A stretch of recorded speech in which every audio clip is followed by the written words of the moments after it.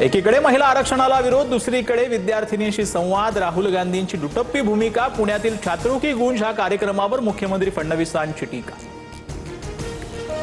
उपमुख्यमंत्री शिंदेंकडून चाकण एमआयडीसीतील रस्ते कामाचा आढावा, चाकण तळेगाव महामार्गाची पाहणी, आधुनिक तंत्रज्ञानाच्या सहाय्याने परिसरातील खड्डे बुजवण्याचं काम। जरांगेंची लढाई आमच्या विरुद्ध नाही, शासनाविरोधात, त्यावर सरकार निर्णय घेईल। जात पडताळणीमध्ये चुका असेल तर त्यावर आम्ही लढतोय, मंत्री छगन भुजबळांकडून स्पष्ट।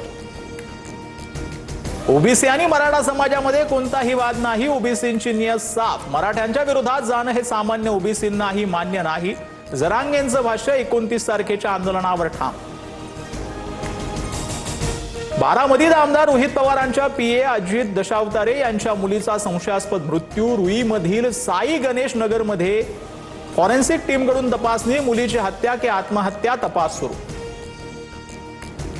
एफडीए आयुक्त तुकाराम मुंडेंच्या निर्णयाविरोधात राज्यभरातील खाद्यतेल व्यापारी एकवटले, सुट्या तेलाची विक्री बंद केल्यावरून कोर्टात जाणार, 15 दिवसात निर्णय मागे न घेतल्यास आंदोलनाचा इशारा। प्युअर तेल काढण्याचा आमचा पारंपरिक व्यवसाय, समाजाने कितीही भेसळयुक्त तेल विकलेलं नाही। सुट्या तेलावरील बंदीनंतर बावनकुळेंसमोर वडेट्टीवारांकडून नाराजी व्यक्त, तर याबाबत मुख्यमंत्र्यांशी बोलणार, मंत्रिमंडळ बैठकीत विषय मांडणार, बावनकुळेंचं आश्वासन। मुंबईतील 17 मैदानं कमर्शियल केली आहेत, जोपर्यंत मोकळी मैदानं भूखंड परत मिळवत नाही तोवर लढा सुरूच ठेवणार। तिरंगा आंदोलनातून आदित्य ठाकरेंचा प्रशासनावर निशाणा। मैदानाचं प्रकरण कोर्टात, पण आदित्य ठाकरेंची नौटंकी सुरू। मुंबईतील गिळंकृत केलेल्या भूखंडांचा हिशोब द्या, जनतेनं तुमचा फुटबॉल केला, मात्र आम्ही मैदान सुरक्षित ठेवणार, नवनाथ बन यांचं प्रत्युत्तर।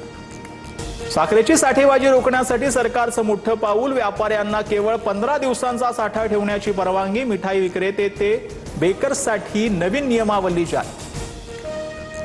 अंगणवाडीतला आहार गुरेही खाऊ शकत नाहीत, अंगणवाडी सेविकांच्या संघटनांची पोषण आहाराबाबत एफडीएकडे तक्रार, आहाराची तपासणी करण्याची मागणी। कल्याणमध्ये पुन्हा डॉक्टरांना मारहाण झाल्याची घटना, भानुज्योत रुग्णालयातील रुग्णाच्या मुलाकडून डॉक्टरांना मारहाण, कोळसेवाडी पोलीस स्टेशनमध्ये गुन्हा दाखल।